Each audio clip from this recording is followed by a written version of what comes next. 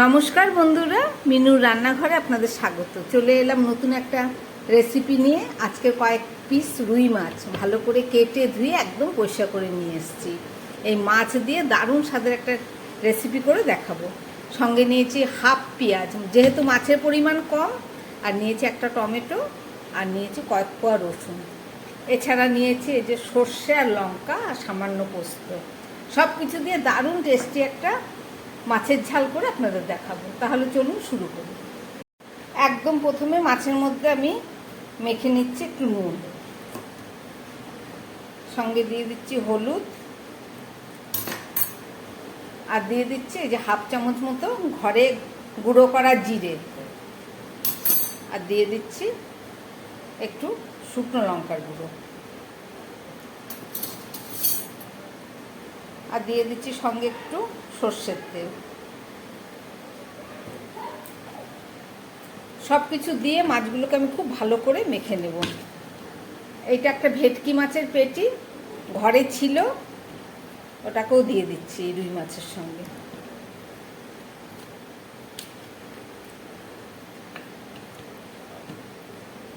মাছটাকে খুব ভালো করে মেখে নিলাম নুন হলুদ জিরে লঙ্কা দিয়ে, আর তেল দিয়েছি।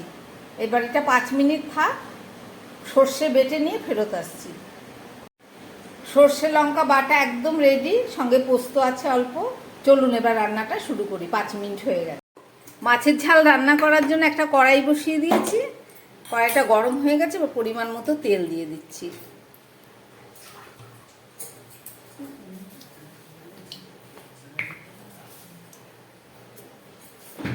সঙ্গে দিয়ে দিচ্ছি একটু কালো জিরে,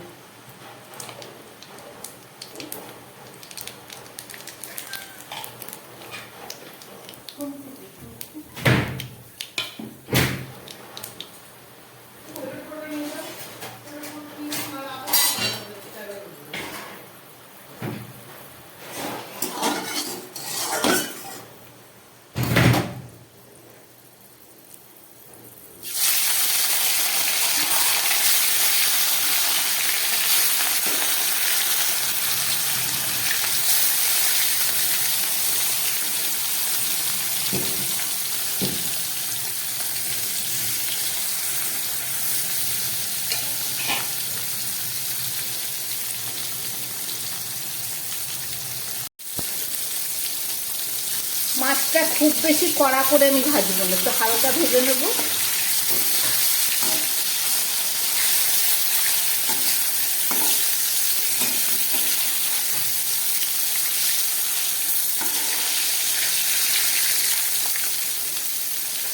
এবার এই তেলের মধ্যে আমি দিয়ে দিচ্ছি এই পেঁয়াজ, হাফ পেঁয়াজ আর 2-3 কোয়া রসুন দিয়েছিলাম সেই।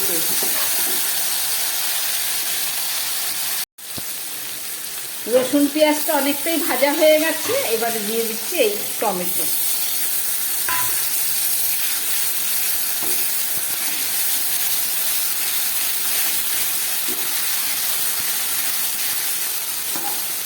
জিরে ধনে লঙ্কা এগুলো তো আগেই দেওয়া ছিল।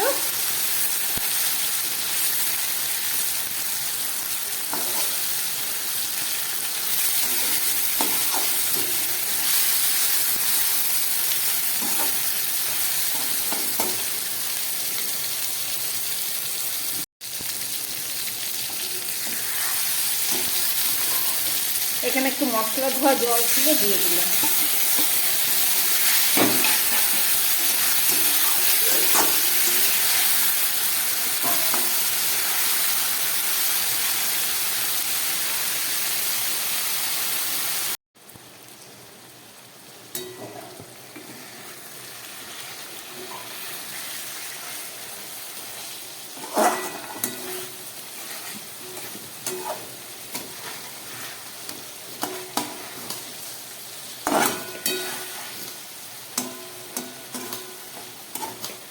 মাছের তেল বেরিয়ে গেছে।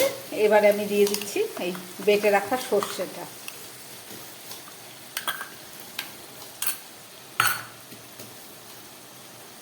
আর দিয়ে দিচ্ছি অল্প জল।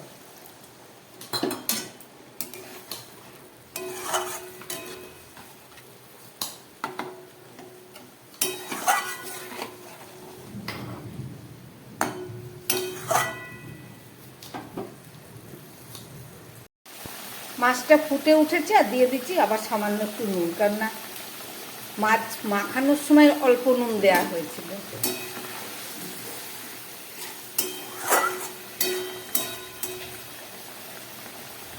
একদম ফুটে উঠেছে। এবার আমি একটা ঢাকা দিয়ে দিচ্ছি। ঢাকা দিয়ে গ্যাসটা কম করে 3-4 মিনিট রান্না হোক, ফেরত এসে দেখাচ্ছি। একদম গ্যাস কমিয়ে 4-5 মিনিট রান্না করলাম, এবার ঢাকা খুললাম।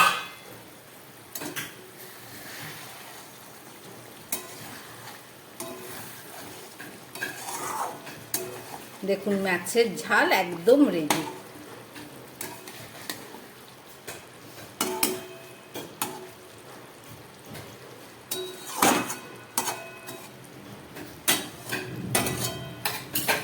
এবার আমি নামিয়ে নেব।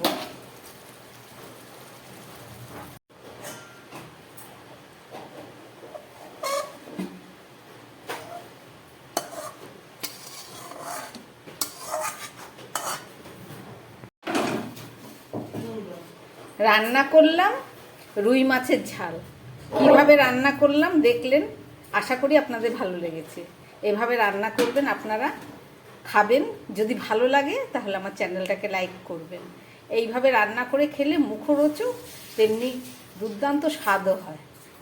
নমস্কার, সবাই সুস্থ থাকবেন, ভালো থাকবেন।